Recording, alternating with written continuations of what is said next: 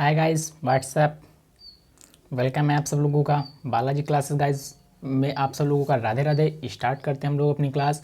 आज प्राचीन भारत के इतिहास का ये सेकंड लेक्चर है जिसमें आज हम लोग पढ़ेंगे वैदिक सभ्यता के बारे में। गाइस इसके बाद प्राचीन भारत पूरा क्लियर हो चुका है। ये दो लेक्चर, ये दूसरा लेक्चर, इसके बाद के सारे लेक्चर आपको जो है डाल दिए गए हैं मेरे चैनल पर, आप जाके पढ़ सकते हैं। प्राचीन भारत वाला पोर्शन पूरा कवर हो जाएगा इस लेक्चर को कवर करने के बाद। इसके बाद आप कमेंट करके बताइए मध्यकालीन भारत या आधुनिक भारत किस टॉपिक पे हमें चलना है। ठीक है, ओके गाइस। तो गाइस स्टार्ट करते हैं क्लास और चलते हैं आगे क्लास में। ठीक गाइस, तो देखते हैं गाइज इसकी स्टार्ट कहाँ से होती है। वैदिक काल के विषय में पढ़ रहे हैं तो इसकी शुरुआत कहाँ से होती है वैदिक काल की गाइज।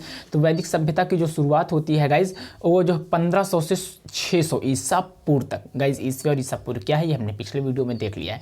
तो गाइज 1500 से 600 ईसा पूर्व तक होती है। वैदिक काल का विभाजन दो भागों में हुआ, एक उत्तर वैदिक काल। ठीक है गाइज, वैदिक काल का विभाजन कितने भागों में? दो भागों में हुआ है। पहला उत्तर वैदिक काल, सॉरी गाइज ऋग वैदिक काल, और दूसरा उत्तर वैदिक काल। जो कि पहला ऋग वैदिक काल था जो 1500 से 1000 ईसा पूर्व तक, कितने से 1500 से 1000 ईसा पूर्व तक चला, और दूसरा उत्तर वैदिक काल जो 1000 से 600 ईसा पूर्व तक चला। तो कह सकते हैं वैदिक सभ्यता के अंतर्गत ये दोनों काल आते हैं।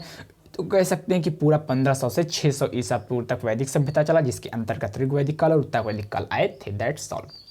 वैदिक सभ्यता के जनक आर्य थे। कौन थे गाइज? आर्य थे। और आर्यों का जो मूल स्थान के विषय में जाने, आर्यों का मूल स्थान इसके विषय में थोड़ा सा गाइज संदेह है, डाउट है। ठीक गाइज, कुछ लेखक अलग अलग बताते हैं, लेकिन जो गाइज यहाँ क्या बताया गया, स्वामी विवेकानंद जी ने बताया कि तिब्बत, यानी स्वामी विवेकानंद जी ने कहा कि आर्य तिब्बत से आए थे। कहाँ से आए थे? आर्य तिब्बत से आए थे। लेकिन बाल गंगाधर तिलक ने बताया कि जो है वैदिक उत्तरी ध्रुव से आए थे। बाल गंगाधर ने क्या कहा कि जो है उत्तरी ध्रुव से आए थे। ठीक, आगे बात है गंगानाथ झा। किसने? गंगानाथ झा ने बताया कि ब्रह्मार्ष देश से आए थे। कहाँ से आए थे? ब्रह्मार्ष देश से। विलियम जोन्स ने बताया कि यूरोप से आए थे। मैक्स मूलर ने बताया मध्य एशिया से आए थे। सर्वमान्य मत, लेकिन गाइस यही मैक्स मूलर जी का जो मत था यही फिर लास्ट में जाके क्लियर हुआ कि यही सही मत है। कहने वाला सबका तो है लेकिन इसी को ज़्यादा मान्यता दी गई, ये कह सकते हैं। यस गाइस, ये बातें सही है कि मैक्स मूलर का जो मत था कि मध्य एशिया से आए थे आर्य, तो ये बात एकदम सही है, इसको ज़्यादा मान्यता दी गई है। तो ठीक है, इसी को हम कंसीडर करके चलेंगे। आर्यों द्वारा विकसित सभ्यता ग्रामीण सभ्यता थी। आर्यों के द्वारा विकसित कैसी सभ्यता कैसी थी? ग्रामीण सभ्यता थी। ठीक है गाइस, आर्यों की भाषा संस्कृत थी गाइस, क्योंकि पहले ग्रामीणों में पहले संस्कृत भाषा ही बोले, हमें सबसे प्राचीन भाषा संस्कृत ही है। ठीक, आर्यों के विषय में जानकारी हमको कहाँ से मिलती है? वेदों से मिलती। कहाँ से मिलती गाइस? वेदों से। अभी हमने बात पढ़ी है पिछले वीडियो में कि 4 वेद होते हैं, ऋग्वेद, सामवेद, यजुर्वेद और अथर्ववेद। ठीक है, जिसका श्रेष्ठ या कुलीन है, जिसका शाब्दिक अर्थ होता है, वेद का अर्थ क्या होता है? श्रेष्ठ मतलब अच्छा और कुलीन। ठीक गाइस, क्लियर है। आगे चलते हैं। ऋग्वेद ईरानी ग्रंथ है। ऋग्वेद कैसा ग्रंथ है? ईरानी ग्रंथ है। आगे लिखा है जेद आवेस्ता। क्या गाइस? ऋग्वेद, ये भी इंपॉर्टेंट है, कैसा ग्रंथ है? ईरानी ग्रंथ है। जेद आवेस्ता के समकालीन है। कौन सा? ऋग्वेद। ठीक, दैट्स ऑल। नेक्स्ट स्लाइड पे वेलकम है आप सब लोगों का। यहाँ गाइस स्टार्ट करेंगे, अब हम लोग पढ़ेंगे ऋग वैदिक काल। तो हमने गाइस वैदिक काल को कितने भागों में बांटा? 2 पार्टों में डिवाइड किया गया था, एक ऋग वैदिक काल, एक उत्तर वैदिक काल। ऋग वैदिक काल था 1500 से यानी 1500 से 1000 तक, और दूसरा था 1000 से 600 तक। That's all. डॉक्टर अविनाश चंद्र। कौन? डॉक्टर अविनाश चंद्रा के अनुसार ऋग वैदिक आर्यों का निवास स्थान है और सप्त सैंधव प्रदेश था। यानी कि डॉक्टर अविनाश चंद्रा की माने कि ऋग वैदिक काल में जो आर्यों का निवास स्थान का था सप्त सैंधव प्रदेश था। इस युग की प्रमुख नदी सिंधु नदी। इस युग की प्रमुख नदी कौन थी? सिंधु नदी। तो क्वेश्चन ये पुटअप हो सकता है, ऋग वैदिक काल की जो है नदी कौन सी थी?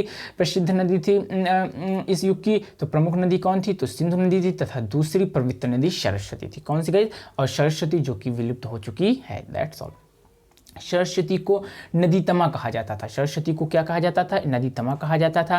गाइस इंपॉर्टेंट टिक कीजिए, आप एक काम करिए, 1 लाइनर नोट्स हमारी सारी वीडियो देख कर हमने सारे वीडियो में अपने जो है सारे इंपॉर्टेंट क्वेश्चन को कंसीडर कर दिया है, तो आपको उनको वहाँ से पुटअप करना है और 1 लाइनर नोट्स में नोट डाउन करना है। ठीक है, आर्यों की सबसे छोटी इकाई जो प्रशासनिक इकाई थी ग्राम थी। सबसे छोटी इकाई क्या थी? ग्राम थी। ठीक है गाइज, आगे इस लिखा कई परिवार मिलकर ग्राम का निर्माण करते थे, जो कि क्लियर ही है। जिनका मुखिया ग्रामीण कहलाता था, ग्राम का मुखिया क्या कहलाता था? ग्रामीण कहलाता था। और ग्रामों का निर्माण क्या होता है? जब कई परिवार मिलकर एक समाज में रहते तो ग्राम होता है। That's all clear. उसका मुखिया ग्रामीण होता है। ठीक है, जिसे प्रधान बोलते हैं आप। ठीक है, आगे बात किया जाए।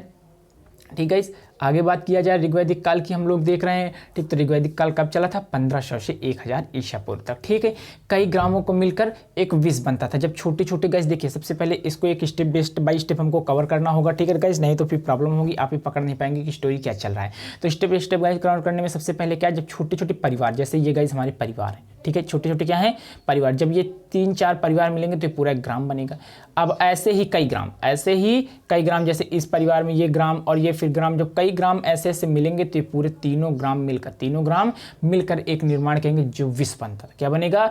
विश्व बनता था। और विश्व का मुखिया विश्वपति होता है। जो विश्व होता था उसका मुखिया क्या कहलाता था? विश्वपति। अब कई विश्व, अब इसी तरह के जैसे पहले छोटे छोटे परिवार मिलकर गाँव बना, फिर बहुत सारे गाँव मिलकर विश्व बने, और बहुत सारे विश्व मिलकर एक जन बनाएंगे। क्या बनाएंगे? विश्व मिलकर जन बनाता, और जन के मुखिया को जनपति या राजा कहा जाता था, ठीक है। That's all clear. ऐसा अभी भी चलता है, छोटे छोटे गांव होते हैं, जब है ना, छोटे छोटे जब गांव मतलब घर परिवार होते हैं तो परिवार मिलकर एक गांव बनता है। और जब बहुत सारा जब सारे ग्राम मिल जाते हैं तो एक स्पेशल क्षेत्र बनता है, फिर बहुत सारे क्षेत्रों को मिलकर जिला बनाया जाता है, फिर बहुत सारे जिले जहाँ होते हैं वो एक राज्य बनता है ना, ऐसे सिस्टम। तो वैसा ही सिस्टम था। राजा को कबीले का संरक्षक या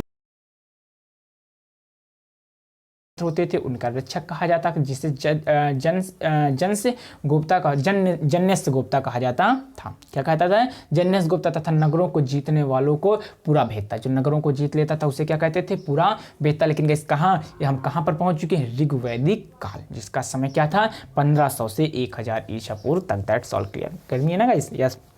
आगे देखते हैं। सभा समिति गया लिखा है, सभा समिति विद्या आर्यों की कबीलाई संस्था थी। तो कौन कौन सी कबीलाई संस्था जो है संस्था थी? सभा समिति और विद्या। आगे लिखा है, इस काल का प्रमुख देवता इंद्र थे। इस काल में इंद्र की पूजा की जाती थी, जिसे पुरंदर कहा जाता था। क्या कहा जाता था? पुरंदर। राजा के प्रमुख अधिकारी पुरोहित, सेनापति, ग्रामीण, सूत, रथकार आदि प्रमुख अधिकारी थे, जो शासन चलाने में सहायता करते थे। कहने का मतलब थे राजा के एक प्रकार के ये हाथ थे, ठीक गाइज। आगे क्लियर करते हैं। यहाँ पर गाइस डिस्कस किया जा रहा है नेक्स्ट लाइन में, राजा के पास स्थानीय सेना नहीं होती थी। राजा के पास क्या नहीं होती थी गाइस? स्थानीय सेना नहीं होती। युद्ध के समय, कब गाइस? जब युद्ध होता था, कोई वार होता था, उस समय नागरिक सेना का गठन किया जाता था, जिसे मिलिशिया, नागरिक सेना को क्या कहते थे? मिलिशिया कहते थे। तो राजा के पास गाइस एक स्पेशल सेना नहीं होती थी, उनके पास सैनिक नहीं हुआ करते थे। जब कोई युद्ध करता था, दूसरा राजा युद्ध करता था, कब? ऋग्वैदिक काल में। तो ऐसे क्या करते थे? वहाँ के जो ग्रामीण होते थे वो उसकी मदद करते थे। किसकी? राजा की, जिसे मिलिशिया कहते थे। दास प्रथा का प्रचलन था। दास प्रथा का प्रचलन था कब? ऋग्वैदिक काल में।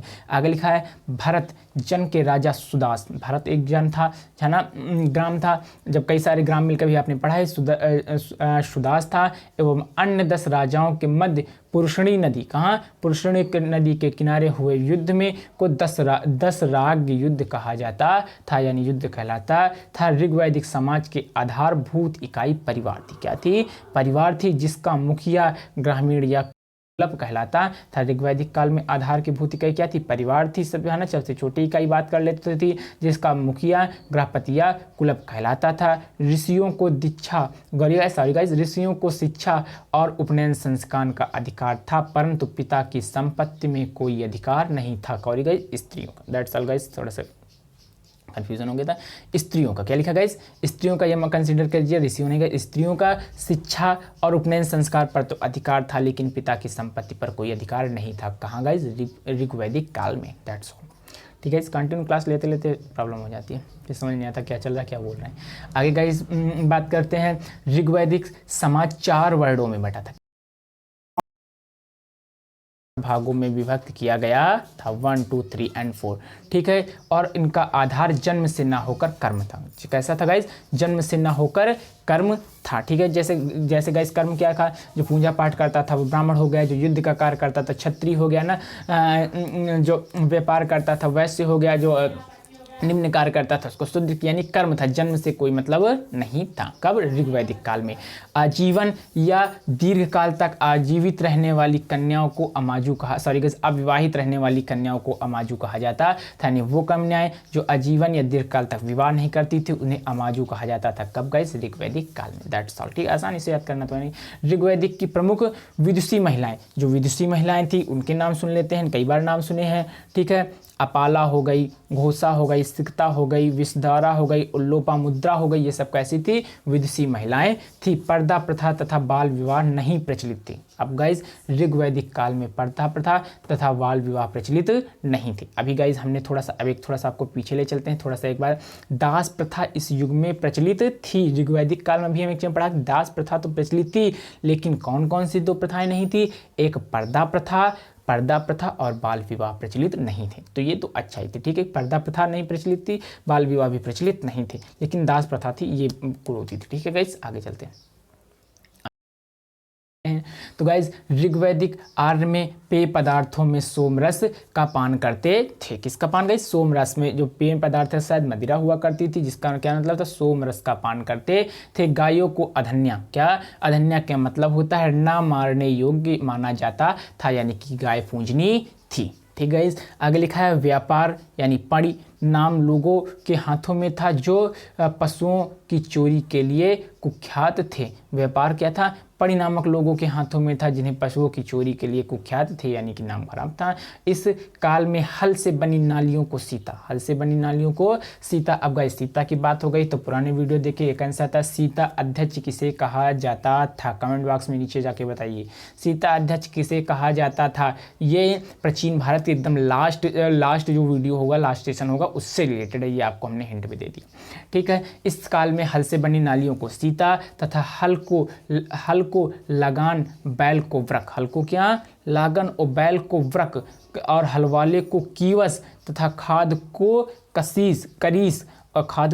करीस और कुएं को अवत, बादल को पर्जन्य कहा जाता था। ये सब इसके नाम थे।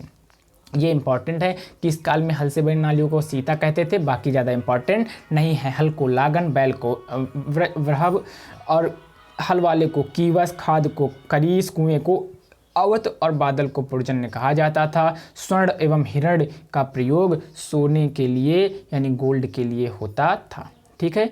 आगे guys that's all clear. Next slide में निष्क, क्या गाइज? निष्क क्या होते थे? सोने का आभूषण था जो गले में पहना जाता था। गाइज हंसली टाइप पूछ रहा होगा, सोने का आभूषण गूगल कर लीजिएगा। आगे उच्च दर पर ऋण लेने वाले लोगों को बेनकाट यानी कि सूदखोर क्या कहा जाता था? बेनकाट, जिसका मतलब होता है बेनकाट सूदखोर कहा जाता था। उच्च दर पर ऋण देने वाले को, जो ऋण देते थे, सॉरी गाइज देने वाले को, यस।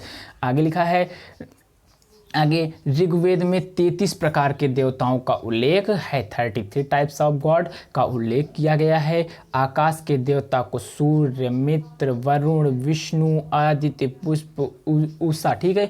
अंतरिक्ष के देवता इंद्र, मारुत, पुर्जन्य, रुद्र, वायु, पृथ्वी के देवता अग्नि, सोम, बृहस्पति, सरस्वती, अराणी, ये सब इंपॉर्टेंट नहीं है गाइस, ठीक है।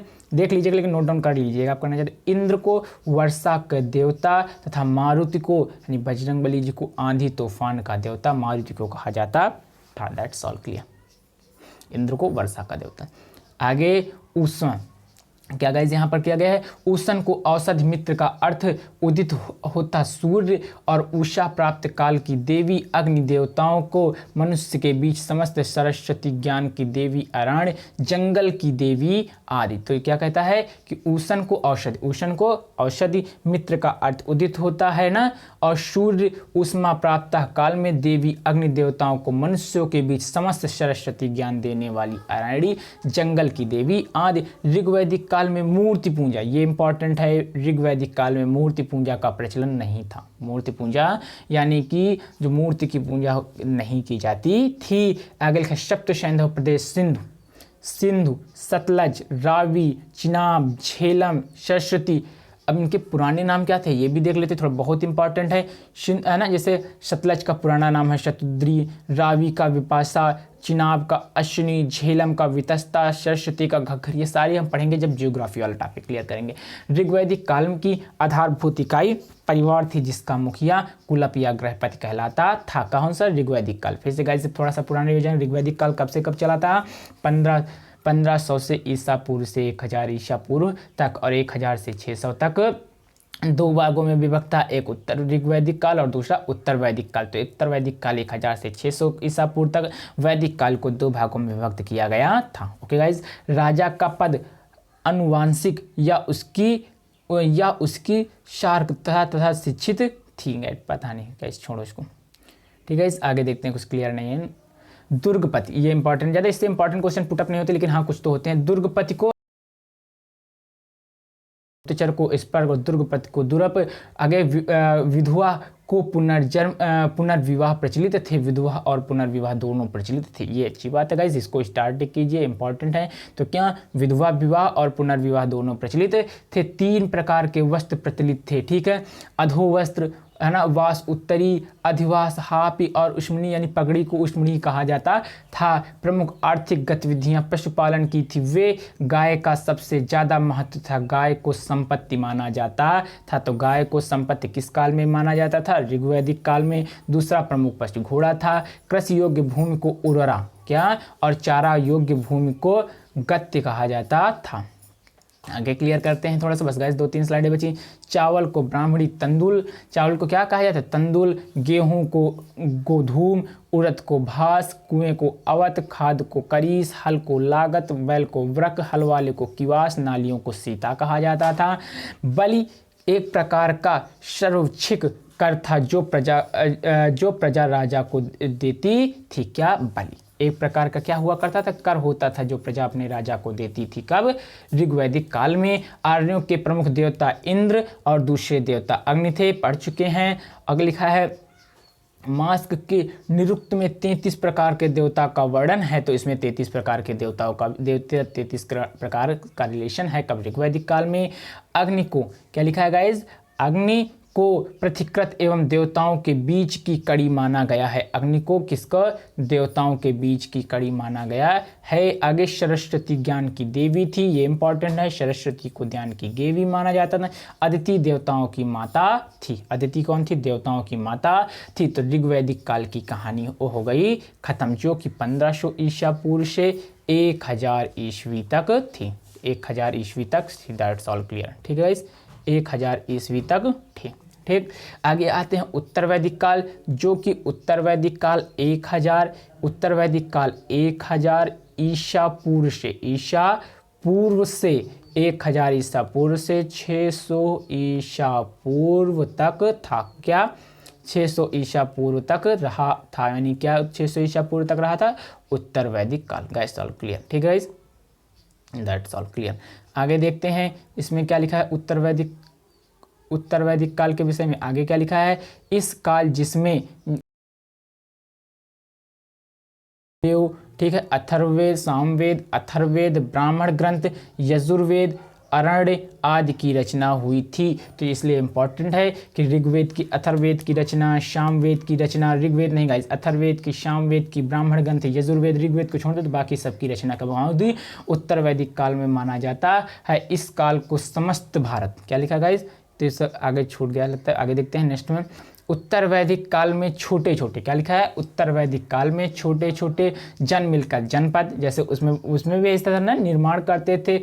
पूर्व भारत को कुर तथा लुअर्स और किवी को पंचाल मिलकर पंचाल कहा जाता था। राजा के अधिकारों में वृद्धि होती थी, अब उसे अलग अलग दिशाओं में अलग अलग नाम से जाना जाता था। जैसे उत्तर दिशा को विराट, यह नाम थे हर दिशाओं को। उत्तर दिशा को विराट कहा जाता था, उत्तर दिशा को विराट इंपॉर्टेंट है। दक्षिण को भोज और पूर्व को सम्राट और पश्चिम को स्वराट कहा जाता था। तो दिशाओं के याद कर लीजिए। उत्तर को क्या? विराट, उत्तर उससे उत्तर, वी से विराट, दा से दक्षिण, भोज पूर्व सम्राट और पश्चिम स्वराट कहा जाता था। अथर्ववेद में राजा परीक्षित का उल्लेख है, जिसकी मृत्यु लोक का स्वामी बताया गया। परीक्षित की कहानी आपने भागवत में सुनी होगी। तो अथर्ववेद में राजा परीक्षित का विषय में बताया गया है, उनका उल्लेख है। मृत्यु लोक का स्वामी बताया जाता है, उन्हें मृत्यु लोक का स्वामी बताया गया किसमें? अथर्ववेद में, जिनकी कहानी आपने राजा परीक्षित की कहानी कभी मत भागवत सुनी होगी तो जरूर सुनी होगी। सभा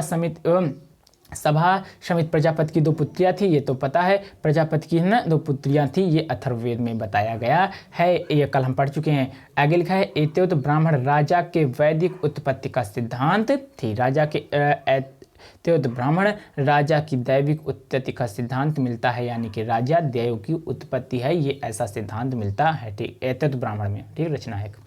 आगे गाइस, अब राजा गाइस, राजा के समय क्या बताया गया है? अब राजा सम्राट, महाराज धीराज, एकटक जैसी उपाधियां पुटअप होता है क्वेश्चन, पीछे बताया गया कि महाराज धीराज की उपाधि इससे पहले किसने धारण की थी। आप बताइए महाराजा धीराज की उपाधि पुष्यमित्र शुंग वंश में किसने धारण की थी। ठीक है गाइस, आगे देखते हैं। इस काल में राजा का राज्याभिषेक राजसूय यज्ञ के मध्य में होता था। वर्ण व्यवस्था में कठोरता हो गई थी। अब इस सवाल में क्या हुआ, वर्ण व्यवस्था में क्या हो गई, 4 प्रकार के वर्ण थे, उसमें कठोरता हो गई। वर्ण का कर्म नहीं जन्म के आधारित हो गए।